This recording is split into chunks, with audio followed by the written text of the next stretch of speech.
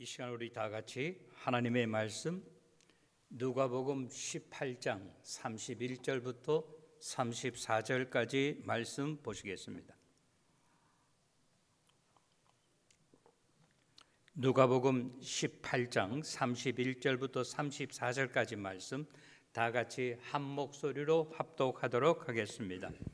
예수께서 12제자를 데리시고 이르시되 보라, 우리가 예루살렘으로 올라가노니 선지자들을 통하여 기록된 모든 것이 인자에게 응하리라. 인자가 이방인들에게 넘겨져 회롱을 당하고 능욕을 당하고 침뱉음을 당하겠으며 그들은 채찍질하고 그를 죽일 것이나 그는 3일 만에 살아나리라 하시되 제자들이 이것을 하나도 깨닫지 못하였으니 그 말씀이 감추었으므로 그들이 그 이르신 바를 알지 못하였더라. 아멘.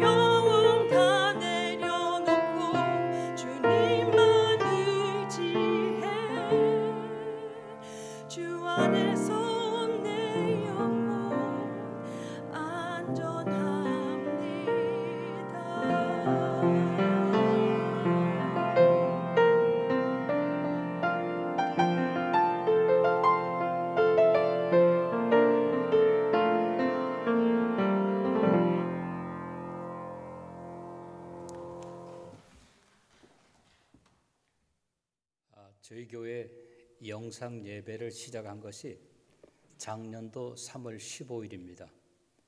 그러니까 1년하고 한 주가 되었습니다. 제가 이제 돌아가서 한 번씩 이렇게 봅니다. 근데 3월 15일 날 비해서 오늘 머리가 거의 다 달아나 버렸어요. 머리카락이 다 날아났다 이 말입니다. 물론 교인들한테도 참 힘들었지만 저에게 지난 1년은 평상시에 한 3년 했는 것보다도 더 힘들었다고 그렇게 이야기할 수 있습니다. 어제가 춘분이었습니다. 춘분이다, 추분이다라고 하는 것은 뭐예요? 이제 낮과 밤의 길이가 정확하게 똑같다고 하는 거죠. 그러니까 오늘부터는 하루에 1분씩 낮의 길이가 더 길어집니다. 오늘은 교회 절기로서는 사순절 5번째 주일을 보내게 됩니다. 다음 주는 종려 주일이 되고 그리고 고난 주간의 시작이기도 합니다. 우리는 지금 아주 힘들고 어려운 때를 조심스럽게 또 조심스럽게 지나고 있습니다. 어떤 사람들은 힘들고 어려울 때 나는 아무것도 할 수 없다라고 그렇게 두 손 놓고 있는 사람이 있는가 하면은 어떤 사람은 주어진 환경 가운데서도 우리 신앙의 선배들이 어떻게 힘들고 어려울 때 신앙생활을 했는가를 생각하면서 특별히 사순절 기간 동안 우리가 절제하고 기도 생활하면서 하나님의 말씀으로 가까이 하는 사람들이 있습니다.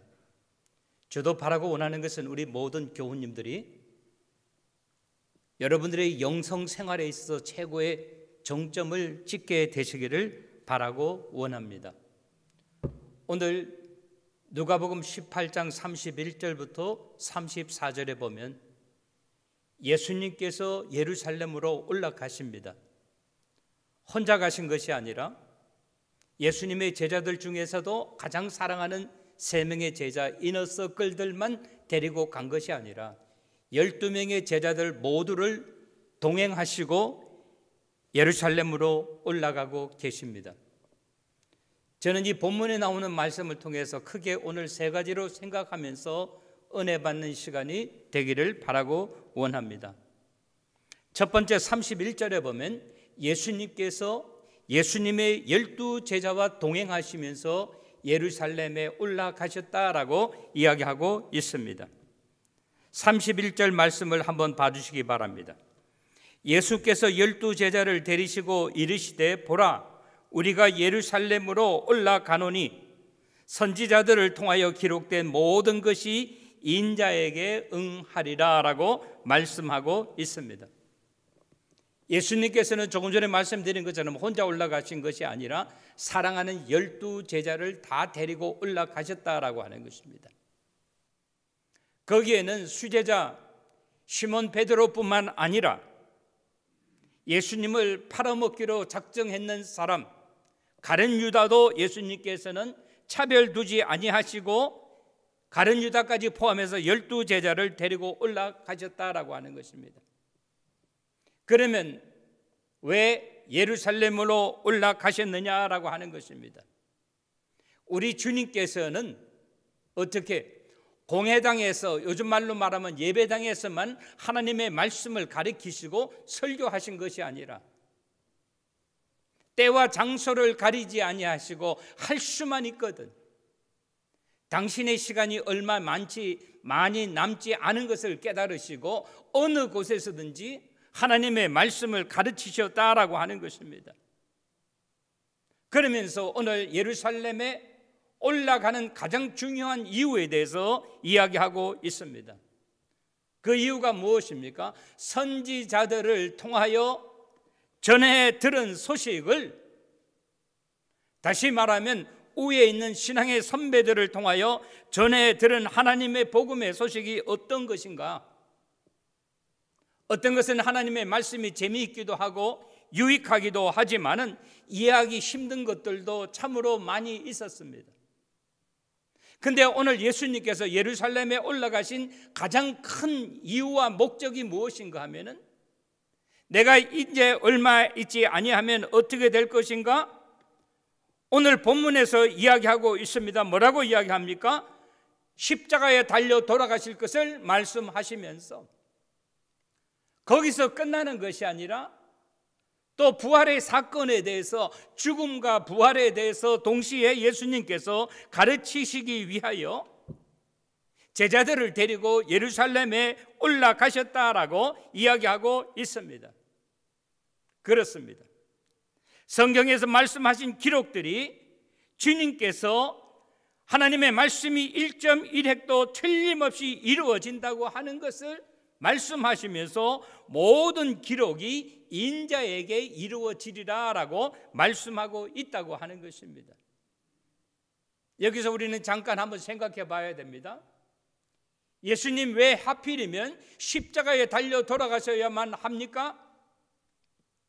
십자가에 달려 돌아가지 아니하시고 다른 방법은 없습니까? 라고 하면서 그 당시에 많은 사람들이 묻기도 하고 예수님의 제자들 가운데서 그런 생각을 한 사람이 한두 명이 아니라고 하는 것입니다. 또 수천 년이 지난 오늘도 예수 그리스도에 대하여 의문이 있는 것 중에 하나가 왜 하필이면 십자가에 달려 돌아가셔야 하느냐라고 묻고 있다고 하는 것입니다. 오늘 우리는 사순절을 맞이하면서 오늘 본문에 있는 말씀, 예수님께서 왜 12제자를 동행하시고 그들을 예루살렘에 같이 올라가시면서 이유가 무엇인가, 목적이 무엇인가,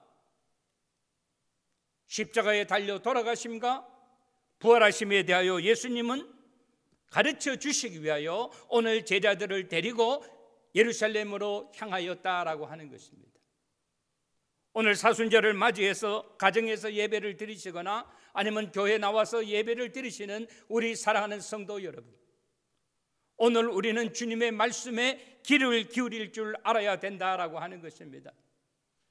아, 사순절이 되었나 보다, 벌써 5번째 주일이구나, 이렇게 하는 것이 아니라 나는 이 사순절 기간 동안 무엇을 배울 것인가, 무엇에 대한 확신을 가진 것인가에 대해서 우리는 깨달아야 된다라고 하는 것입니다. 두 번째, 오늘 본문은 이야기합니다. 내가 누구입니까? 인자라고 하는 나는 하나님이시요 하나님의 아들이라고 하는 것입니다. 내가 힘이 없어서가 아니요, 내가 능력이 없어서가 아니요, 하나님의 뜻 안에서 나는 이방인들에게 넘겨지리라 라고 32절부터 33절에 말씀하고 있습니다. 하나님 말씀을 받으시기 바랍니다. 인자가 이방인들에게 넘겨져 희롱을 당하고 능력을 당하고 침뱉음을 당하겠으며 그들은 채찍질하고 그를 죽일 것이나 그는 3일 만에 살아나리라 라고 말씀하고 있다고 하는 것입니다. 조금 전에 말씀드린 것처럼 예수님은 그는 하나님이시고 그는 하나님의 아들입니다. 힘이 없어서가 아니요, 능력이 없어서가 아니라고 하는 거예요. 하나님은 그에게서부터 하나님의 뜻이 이루어지기를 원했다라고 하는 것입니다. 그래서 오늘 본문은 이야기합니다. 인자가 이방인들에게 넘겨지리라. 어떻게 넘겨집니까? 하나님의 허락하심 가운데 넘겨진다라고 하는 거예요. 그리고 어떠한 일이 일어납니까? 희롱당하고 능력당하고 침뱉음을 당하고 그리고 두드려 맞을 뿐만 아니라 그리고 뭐라 그랬어요? 심지어는 죽임을 당할 것이다 라고 말씀하고 있다고 하는 것입니다. 어쩌면 이것은 예수님에게만 이루어지는 것이 아니라 우리 모든 예수 믿는 신앙인들에게서 같은 방법, 비슷한 방법으로 이루어질 수 있다고 하는 것입니다. 희롱당한다고 하는 말이 무슨 말입니까? 말이나 행동으로 실없이 놀림을 당할 뿐만 아니라 원수들의 손아귀 안에 놓고 그들이 마음대로 쥐었다 폈다 한다라고 하는 것입니다. 능력을 당한다는 말이 무슨 말입니까? 남을 업신여기고 욕을 보인다라고 하는 것입니다. 업신여기는 사람에게 있어서 피해자의 인격이나 인권은 말할 필요가 없다고 하는 것입니다. 그리고 예수님에 대하여 침뱉는다라고 이야기를 했어요. 온갖 모욕 앞에서도 예수님은 어떻게 하신다? 잠잠하시고 참으시고 또 참으셨다라고 하는 것입니다. 심지어는 그들이 예수를 죽일 것이다 라고 이야기하고 있습니다. 세상에서 죽임을 당한다고 하면은 마지막에 패한 사람을 이야기하는 것입니다. 그러나 신앙 안에서 예수님이 죽으심을 당하기 때문에 그는 부활하실 수 있었다라고 하는 것입니다. 세상의 방법과 신앙인들은 다를 수 있다고 하는 거예요. 세상 사람들은 죽임을 당하면 마지막에 패함을 당하지만은 오늘 우리 신앙인들에게 있어서 우리들은 어떡합니까? 죽임을 당하는 것이 마지막 종착역이 아니라고 하는 거예요. 죽임을 당하게 했기 때문에 부활할 수 있다고 하는 것입니다. 우리가 만약에 예수를 믿지 않았다고 한다면 이런 고통을 당하지 않아도 되었을 것입니다. 그러나 우리들이 누구입니까? 이 땅에 살면서도 천국을 향하여 가는 사람들이라고 하는 것입니다.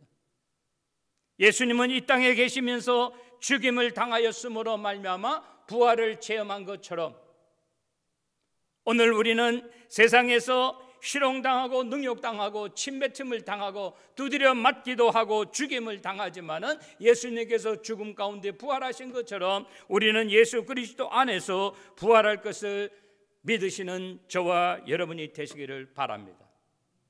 오늘 본문은 이야기합니다.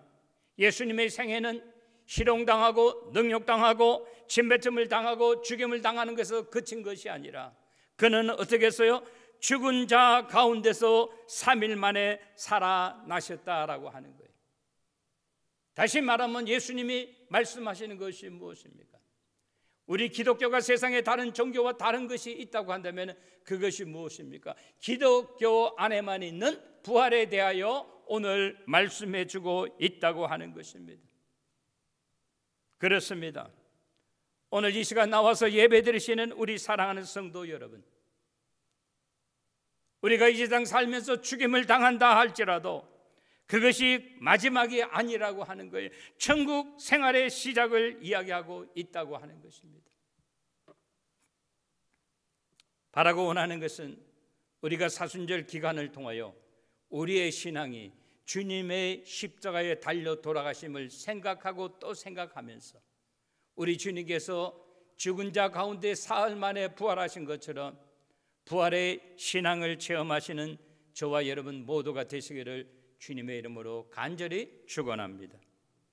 마지막으로 34절에 보면 이렇게 이야기합니다. 심지어 제자들조차 앞으로 이루어질 일에 대하여 예수 그리스도의 가르침에 대하여 깨닫지 못하였다라고 이야기하고 있습니다.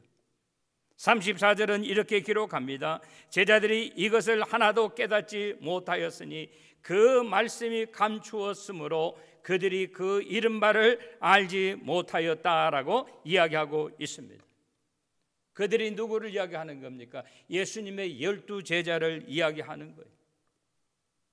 다른 사람보다도 더 예수를 가까이에서 보았고 가까이에서 모셨을 뿐만 아니라 같이 음식을 나누어 먹기도 하고 같이 성경 공부에 전념했던 그 사람들조차도 왜 이러한 일이 일어났는지를 몰랐다고 하는 것입니다. 어떤 일이, 왜 예수님이 하나님의 아들이면서 이방인들을 이기지 못하였는가?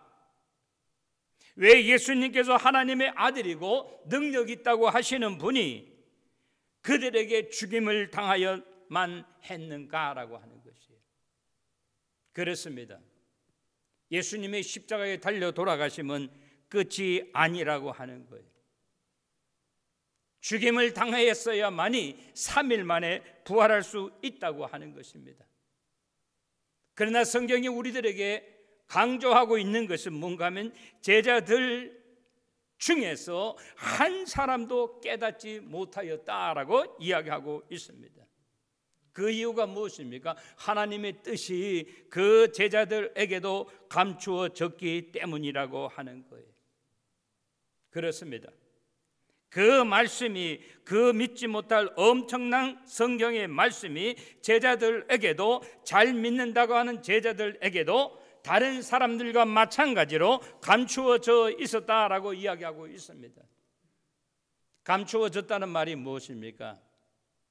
비밀스러운 것이 언젠가는 만인들에게 다 밝히 알려져야 할 소식이 소위 말하는 선택함을 받았다고 하는 제자들에게도 이해하기 힘들었다라고 하는 거예요. 그래서 성경은 이야기합니다. 그들이 그 이르는 바를 알지 못하였다. 제자라 할지라도, 제자가 무엇입니까? 제자는 예수님과 함께 배우고 함께 먹고 마시며 같이 있었던 사람들입니다. 누구보다도 예수님의 마음을 멀리 있는 사람보다는 가까이 있는 사람이 덜 잘 안다고 이야기할 수 있습니다. 그러나 우리가 기억해야 하는 것은 예수님을 판 사람은 누구입니까? 제자 중에 한 사람, 가룟 유다였습니다. 예수님을 모른다고 저주하던 사람은 누구입니까? 예수님의 수제자 중에 한 사람인 시몬 베드로였습니다. 그는 저주하면서 주님을 모른다고 이야기했지만은 예수님께서 부활하시고 난 다음에, 부활을 체험하고 난 다음에 그는 십자가에 거꾸려 매달려 죽으면서까지 주를 증거하였다라고 이야기하고 있다고 하는 것입니다. 사랑하는 여러분, 비밀이라고 하는 것은 모든 사람에게 다 알려진 것은 아닙니다. 비밀이라고 하는 것은 어느 정도 시간이 지나면, 세상 비밀은 25년 지나고 50년 지나면 이렇게 열어놓는 것이 있어요. 오늘 예수님의 비밀에 대해서 이야기합니다. 오늘 가르쳐주는 것이 무엇입니까? 당신이 누구였습니까? 내가 제자였습니다. 내가 목사입니다. 장로입니다. 권사입니다. 집사입니다. 주일학교 선생입니다. 이것이 중요한 것이 아니라 그 자리에 있을 때 어떠한 일을 했느냐라고 하는 것이 더 중요하다라고 하는 것입니다. 내가 얼마를 살았습니다. 내 나이가 몇입니다 라고 하는 것보다 더 중요한 것은 뭔가 하면요, 이 세상 사는 동안 어떠한 일을 했느냐라고 하는 것이에요. 지난번에 우리 당회에서 우리 당의원이 저한테 물어봤어요. 목사님 언제 백신 주사 맞습니까? 라고 얘기했는데 저는 그때 23일로 기억했는데 20일이었어요. 그래서 문자가 와가지고 20일 날 아침 오전에 오라고 해서 제가 어제 가서 백신 주사를 맞았어요. 맞고 나니까 굉장히 뻐근하고 지금도 그래요. 그래서 제가 생각하기를 내가 아직 젊구나 이런 생각을 했어요. 내가 얼마나 오래 살았느냐, 내가 그 자리에 있었다 없었다, 그보다 더 중요한 것은 뭔가 하면 내가 무슨 일을 했느냐라고 하는 것이, 그 자리에 있을 때 어떠한 일을 했느냐라고 하는 것이 더욱 중요하다고 하는 것입니다. 오늘 본문은 이야기합니다. 그 이르는 바를 우리들이 이해하지 못하면 지식이 부족함이 아니라고 하는 거예요. 내 생각과 내 경험을 내려놓으면 내 생각과 내 경험보다도 주님의 말씀의 우선순위를 잡는다고 한다면은, 내 생각과 경험을 내려놓으면 주님의 말씀을 믿고 참고 기다리면은 주님의 사람으로 변화된다라고 하는 것입니다. 바라고 원하는 것은 여러분의 생애 가운데 사순절을 또 하나 보냅니다라고 그냥 그렇게 생각하지 말고, 하나님, 내가 이번 사순절 기간을 통해서 나의 영성이, 흐트러져 있는 영성이 되살아나기를 원합니다라고 그렇게 고백하시는 저와 여러분이 되시기를 주님의 이름으로 축원합니다. 오늘 본문은 이야기합니다. 예수님의 제자들이라 할지라도 전에는 알지 못했다고 하는 거예요. 그들의 상식과 경험으로는 알 수 없었다고 하는 거예요. 이해하기조차 힘들었습니다. 성령이 가르쳐 주지 아니하면은 깨달을 수 없는 것이고, 이해하려고 해도 이해할 수 없는 것들이 제자라 하지만 그들의 마음이 닫혀 있었습니다. 그러나 나중에 예수님께서 십자가에 달려 돌아가시고 나서 거기서 끝난 것이 아니라 그 말씀대로 죽은 자 가운데서 사흘 만에 부활하신 그 예수님을 만나고 난 다음에 제자들의 돌같이 굳은 마음도 주님께서 녹여 주셨다라고 하는 것입니다. 이것이 복음이고 이것이 복음에 대한 진리라고 하는 것입니다. 사랑하는 성도 여러분, 우리는요 몸부림쳐야 돼요. 오늘 미국 교회에서 예배를 드리지 않으니까 목사님 오늘 미국 교회 피크닉 갔습니까? 라고 묻는 분들이 계세요. 그래서 제가 그랬어요. 미국 교회에서 어떻게 하면 예배를 좀 더 활성화시킬까 해가지고 오늘 2시에 예배당 바깥에서 모여서 예배를 드리기로 했어요. 제가 말씀드리고자 하는 것은 뭔가 하면 오늘 우리의 모습이 하나님이 원하는 모습이 아니다 생각하고 어떻게 하면 한 사람이라도 더 모여서 예배를 드릴 수 있을 것인가를 미국 형제들은 고민하고 몸부림치고 있다고 하는 것입니다. 오늘 말씀의 결론을 저는 이렇게 내려보고 싶습니다. 이번 사순절 기간에 우리가 전에는 느끼지 못하고 전에는 깨닫지 못하던 것을 우리가 느끼고 깨닫는 귀한 절기가 되시기를 주님의 이름으로 축원합니다. 항상 마음만 있었지 실천하지 못하던 것을 실천에 옮기는 우리 모두가 되시기를 바라고 원합니다. 아까 제가 말씀드렸죠. 우리가 3월 15일 날 첫 번째 영상 예배를 내어 보냈습니다. 1년이 넘었습니다. 어떤 사람들은 형편이 안 돼서 그동안 한 번도 예배에 참석하지 못한 분들도 계십니다. 그러나 그런 분들 중에서 헌금으로 또 서포트 하시던 분들도 계십니다. 어떤 분들은 1년 동안 예배에 한 번도 참석하지 못했지만 저한테 전화해서 위로하시던 분들도 계십니다. 목사님 힘드시죠? 제가 조금만 있으면 교회 나갑니다. 목사님 영어로 말하면 hanging there, 조금 더 기다려 주세요라고 그렇게 말씀하신 분도 계십니다. 바라고 원하는 것은 우리들이 마음이 하나가 되고 뜻이 하나가 되어서 주님을 섬기는 일에 좀 더 열심을 내고 최선을 다하는 우리 모두가 될 때 하나님께서 우리가 드리는 예배를 통하여 영광 받으시는 귀한 역사가 나타나게 되시기를 주님의 이름으로 간절히 축원합니다. 좋으신 우리 하나님 아버지의 은혜와 사랑을 진심으로 감사를 드립니다. 우리가 3월 15일 첫 번째 영상 예배를 내어보내고 그리고 1년이 넘었습니다. 무엇보다도 감사한 것은 1년 동안 하나님께서 우리 지체들을 지켜주시고 우리 가정을 지켜주시고 우리 교회를 지켜주신 하나님의 은혜에 감사드립니다. 또 특별히 감사한 것은 우리 모든 성도들을 주께서 기억하여 주시고 자비와 긍휼을 베풀어 주심으로 말미암아 코로나 바이러스에서부터 우리들을 지켜주심을 진심으로 감사드립니다. 이 어려운 시기가 다 지나갈 때까지 우리 지체들을 지켜주시고 우리 가정과 교회에 하나님의 큰 은혜가 함께하여 주시옵기를 간절히 바라고 원합니다. 특별히 이 시간에 기도하는 것은 이 코로나 바이러스 가운데서도 우리의 신앙을 우리가 이어갈 수 있도록 도와주시고 하나님 아버지 앞에 주어진 환경과 처지와 형편 가운데서 최선을 다했다고 하는 좋은 보고서를 받아 누리는 우리 모두 되게 하여 주시옵소서. 이 모든 말씀 우리 주 예수 그리스도의 이름 받들어 감사하며 기도드리옵나이다. 아멘.